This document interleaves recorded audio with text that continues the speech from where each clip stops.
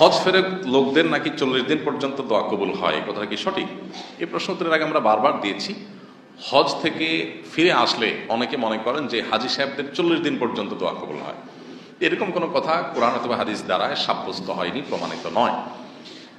তবে এটা ঠিক যে হাজি সাহেবরা হজ করে আসার পর তাদের অভ্যর্থনা জানানো, তাদের সাথে দেখা করতে যাওয়া, তাদের কাছে দোয়া চাওয়া, এগুলো সালাফ এবং পূর্বসূরীদের দ্বারা প্রমাণিত।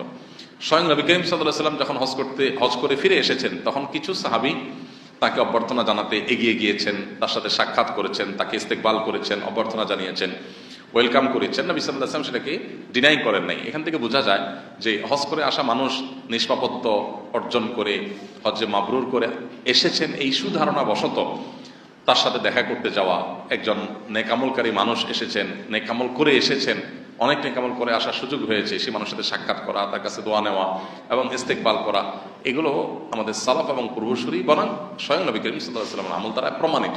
এটা ঠিক আছে, কিন্তু এর মানে এই না যে 40 দিনের একটা ফিক্স আপনার টাইম সময়সীমা বেঁধে দেওয়া হয়েছে যে এতদিন পর্যন্ত তার দোয়া কবুল হয়, এরকম কোনো কথা হাদিস দ্বারা প্রমাণ